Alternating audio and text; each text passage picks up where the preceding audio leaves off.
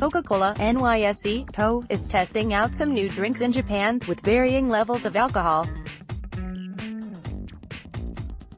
In today's episode of Market Foolery, host Chris Hill and Motley Fool contributor Jason Moser talk about the beverage industry and what Coca-Cola is probably looking to gain from this experiment. Also, Universal Display, NASDAQ, OLED, saw a little pop on the news that Apple, NASDAQ, AAPL, is considering high-end OLED screens for its 2019 iPhones, which speaks to some shifting dynamics in the smartphone market.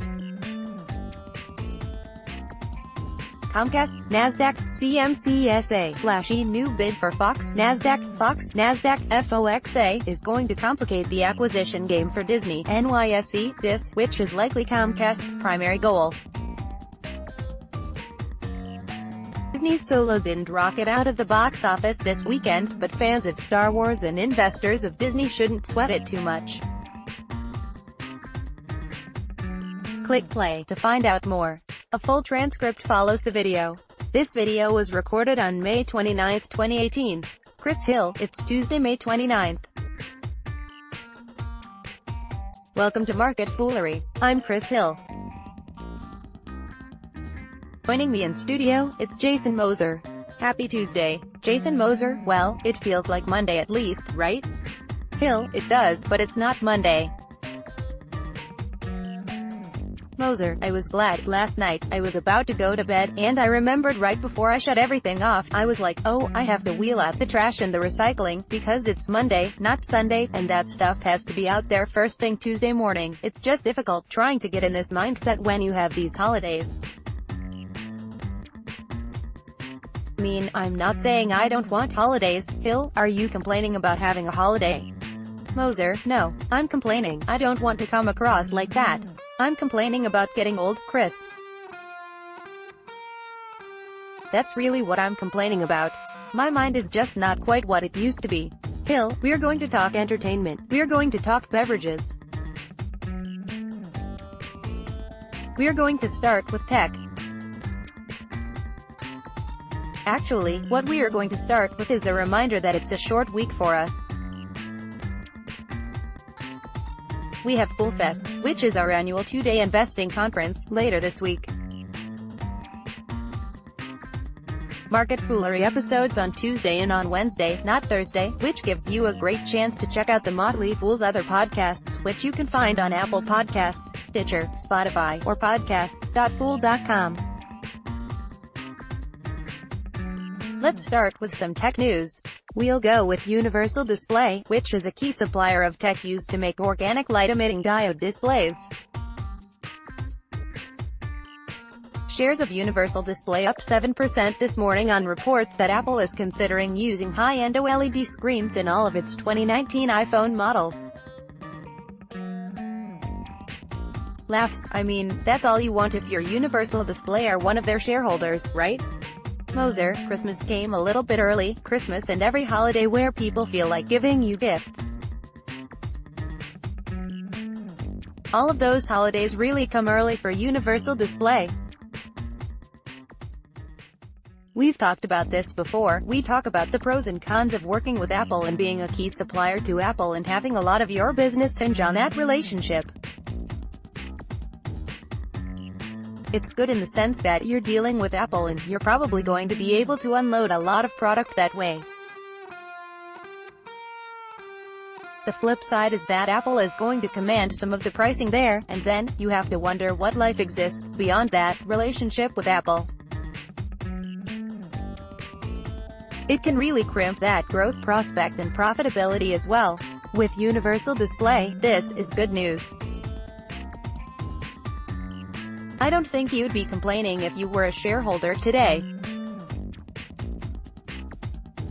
It's been a very bad year for Universal Display shareholders to this point. Stock was down more than 40% year-to-date before the open this morning, and this news hit. It's up a little bit on the news, obviously. I think we're reaching a ceiling in regard to how much people are going to pay for smartphones. I think we are starting to see that smartphones can't just continue to be priced to the sky. Apple's iPhone X, I think, is a first shot there, a first warning that people are only going to pay so much. You have to bring improvements to smartphones that matter for the masses. I think this makes sense from a number of perspectives. But, by the same token, I think we're hitting a point where people are only going to pay so much for smartphones, and that's going to be a problem for Apple, given Android's global dominance as the operating system. Phil, do you think we see, in the smartphone industry, what we saw, let's go back, 6, 8, 10 years or so, with the computer industry? Where, the story in the computer industry was that computers got to be so good and so reliable that for businesses, the refresh cycle got stretched out.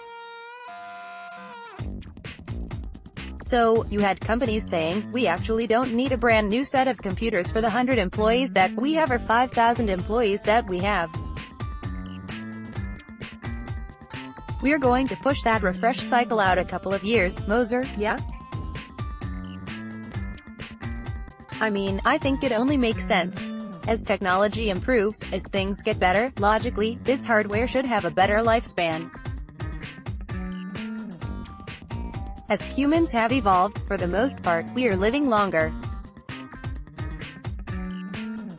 I think hardware is sort of the same thing, really. It's less about the hardware and more about the software and what it can do. Now, understanding, the hardware has to be able to hold that software, it has to be able to support that software. But yeah, we're getting to a point, I think, where smartphones are fairly ubiquitous. Most people out there who are connected have one. Now, it's less about that piece of hardware and more about what that hardware can do for you, which then boils down to the software. And Apple has been criticized for that for a number of years, and pushing these updates that perhaps you don't really need, pushing updates that render your older phone kind of useless. Then, lo and behold, we come to find there's a bit of a battery controversy there, and people are figuring out ways to lengthen the lives of their hardware. I know I'm working that way as well. I don't want to go spend $800 on a smartphone every 2 or 3 years, I just don't find it to be that necessary. We still haven't been able to take that next step beyond the smartphone. There's still not that compelling technology that makes you say, wow, smartphones are kind of yesterday's news, they're really still very central to everything we're doing today. Phil, let's move on to Disney. There are really 2 stories with Disney today. The first is, in some ways, the more important one, and that is this battle for the assets at Fox. The last time we talked about this story, it was that Comcast was reportedly looking to make an all-cash offer for the Fox assets, the headline of which are those movie assets that Fox has. Disney has a stock deal worth around $52 billion. The reported number from Comcast is $60 billion in cash. And now, this morning, CNBC is reporting that Disney is looking to shore up some cash.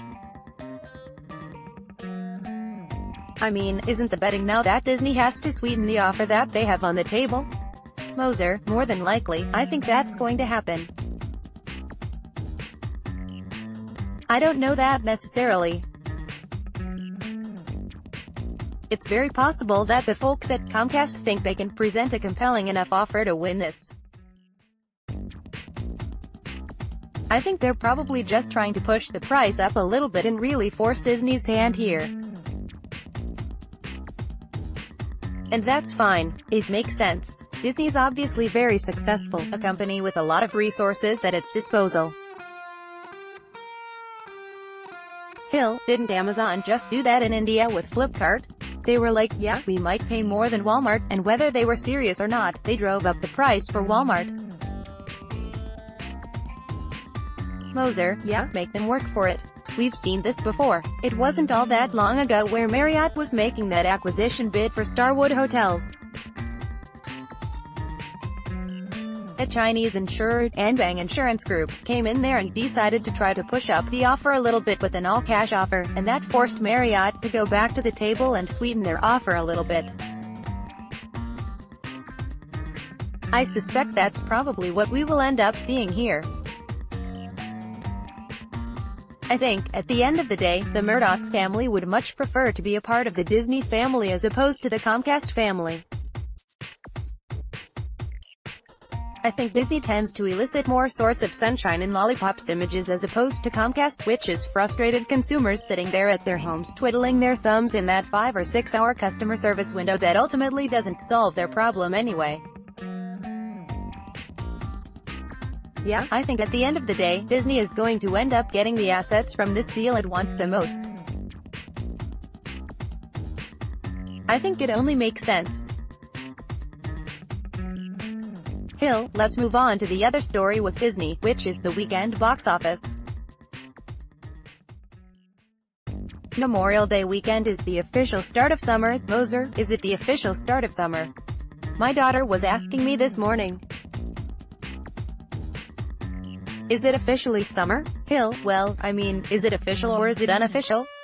Moser, it's okay to say, I don't know, because I said, I don't think so, but maybe it is. Truth be told, I just didn't know. Is it technically summer now? Hill, no, technically, I think it comes in June. Isn't it with the summer solstice? Moser, you're speaking words that I just... Hill laughs, as far as you know, I'm making stuff up. Moser, sure, laughs. Hill, so, the unofficial start of summer. The Star Wars movie, the spin-off movie Solo, opened this weekend. If making $100 million at the box office domestically can be a disappointment, this, apparently, is a disappointment. And you know what? I get why it's considered a disappointment, because the price tag for this movie, minus the marketing, it looks like Disney spent somewhere in the neighborhood of $200 minus $250 million on this Solo movie. And $100 million domestically, $65 million international. On the one hand, the Star Wars movies, for all of the success that they have had, haven't had nearly the success internationally, that, whenever anyone asks, why do they keep making Transformers movies, my answer is always, international box office. For whatever you think of the actual stories that are happening in the Transformers movies, those things make a lot of money internationally. Moser, Mark Wahlberg and robots really translate globally. Hill, yes. So, the Solo box office, not great domestically, even worse internationally. I haven't seen the movie. I plan to see it in the theater. I wasn't so compelled that I wanted to see it this weekend. I'm curious what you think about the business headlines regarding this. Not so much the, hey, this didn't make as much money as people were expecting, but more along the lines of, did Disney make a mistake with their movie release strategy, because this movie was released about 5 months after the last Star Wars movie. And when I read through some of the things that I've been reading through this morning, I look at it and I think, yeah, I think, in hindsight, they probably did make a mistake. Moser, I think I agree with you. I also did not go see the movie. I was actually busy doing stuff, Chris. Housework, yard work. You know, real-life stuff. We can't all just take off to go to the movies whenever we want, Chris. Let's not get greedy here. Hill, wow, for someone who's younger than me, you're really channeling your inner old man right now. Moser, I'm a curmudgeon. I think my wife would probably agree with that, too. I think this is a nice problem to have. For Disney, let's take a step back and look at the bigger picture. This is not about hitting a home run every time they get up to the plate. I guess, technically, they'd want to. Everybody would want to, but you know you're not going to. When you look at all of these films that are released, not just Star Wars, just movies in general, that $1 billion box office number, that global $1 billion box office number, is rarefied air. It's not normal. It's very much not normal at all. It's very big deal. Not even Disney is going to crack it every time. If you look at Box Office Mojo's list there of global box office receipts, all time, of the top 20, 10 of those names are Disney films. 34 films that are $1 billion or more gross box office, and 17 of those 34 are Disney. It's all this say that, yeah, maybe this isn't as quick an opening as Disney wanted, but by the same token, it is a very small window of time, and there's still plenty yet to go.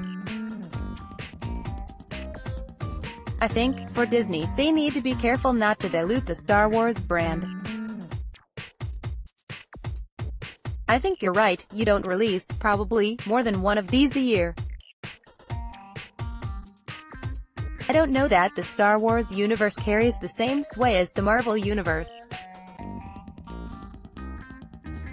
It does seem like, if you don't like Marvel movies, there's not a lot out for you right now. Right? I was surfing the other night on TV, and I was like, man, every one of these movies is dot, and if you don't like those, and I'm indifferent to them, I don't really care one way or the other. But, it's just like, there are a lot of them out there.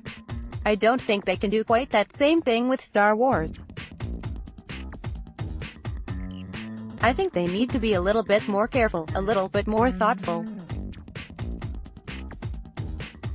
But I'm sure they went into this thinking, we're going to try this and learn from it, and that's to be applauded. Still, I think, if there's a silver lining for Disney, it's that there's a really good stretch of time between right now and the next Star Wars release. I mean, it's going to be December of 2019 before the next movie comes out. I think, to the extent that they're looking to build in some box office expectations, you can safely do that for what is. I'm pretty sure J.J. Abrams is directing the final film of this current trilogy that they're in. You mentioned Marvel. I'm curious to see if Disney is going to do anything with Star Wars similar to what they've done with Marvel, in that, you look at Netflix and how they've licensed out to Netflix these original series based on Marvel intellectual property. Luke Cage, Jessica Jones, Daredevil, Iron Fist. Those are, laughs, very different types of programming than the big screen Marvel films.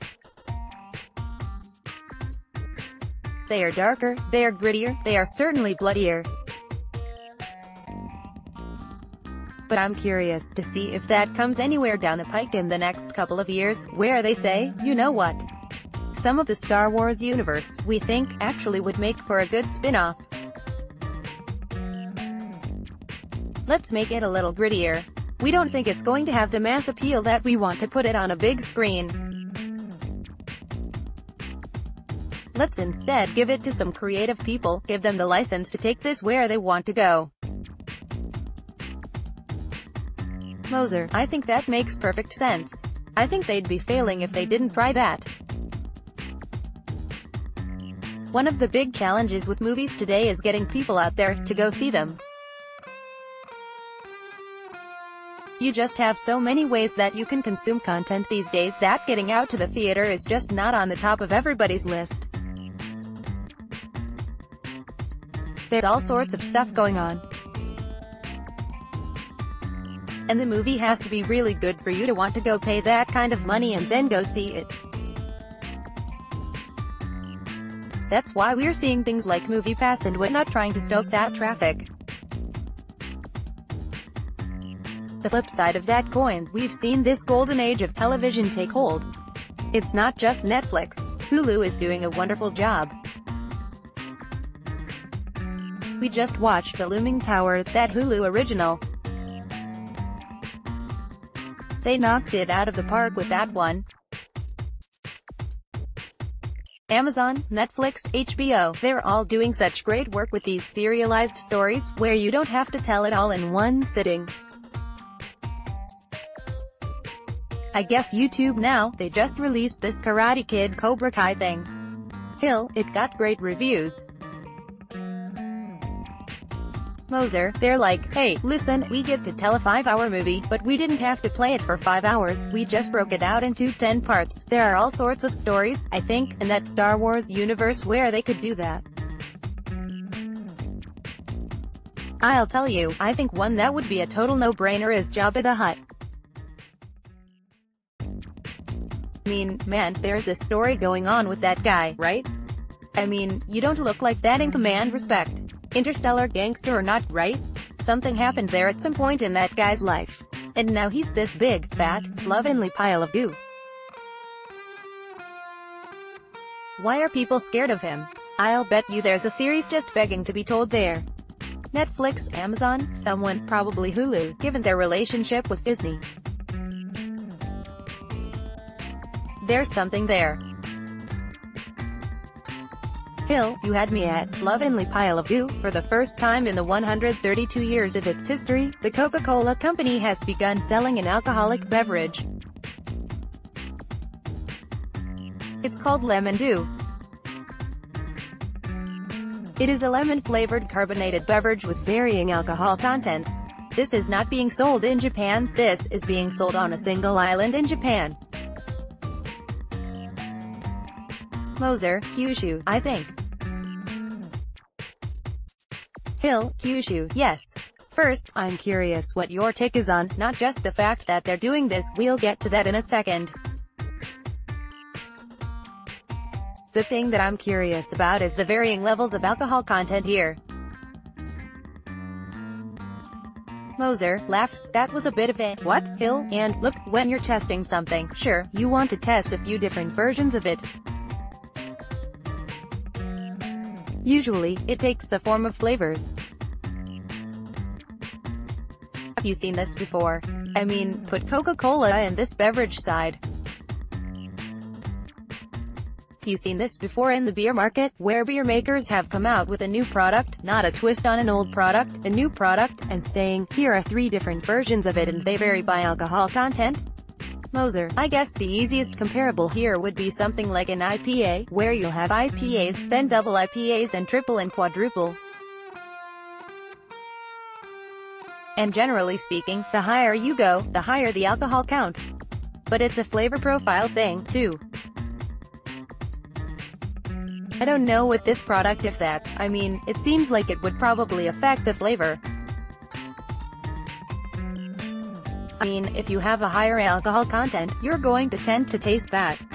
So, I, too, was a bit fascinated by that. This is also a very niche cultural offering that is not going to be available to, obviously, most of the world. For Coca-Cola, it's just a small bet, so to speak, a way to stay relevant, in what's still a pretty meaningful market. When you look at the numbers, actually, the United States in 2017 was responsible for 19% of Coca-Cola's unit case volume. Beyond that, you look at the largest markets in Mexico, China, Brazil, and Japan. Altogether, they accounted for 31% of worldwide unit case volume.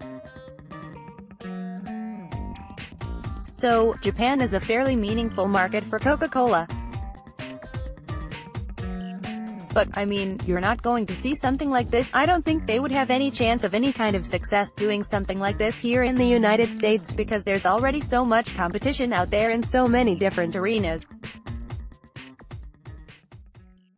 We're seeing companies all over trying to introduce new profiles beyond just beer. You see, hard cider, whatever it may be, seltzer, all this stuff. It's an interesting way for them to keep relevant, maybe, in a very small market.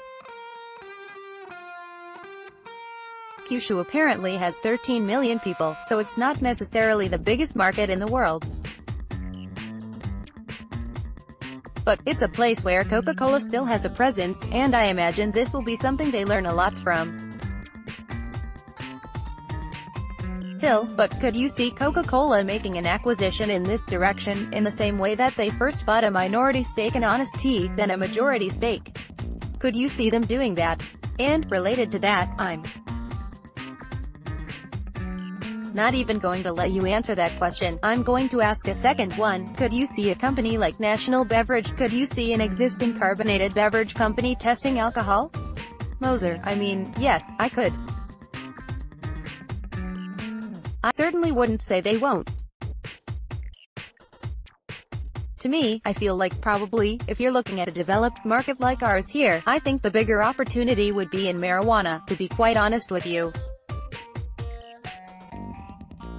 I think, because we have this new market that's just starting to gain some steam. I mean, it's just on the very cusp of getting started here, where I think all sorts of companies are out there trying to figure out how they might be able to play into what they might be able to offer. Constellation, I think, is the obvious company out there right now.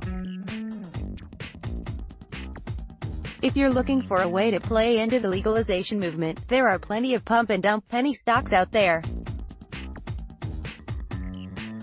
I'd be thinking far beyond that, think longer term, and think about doing something that maybe is not being done right now.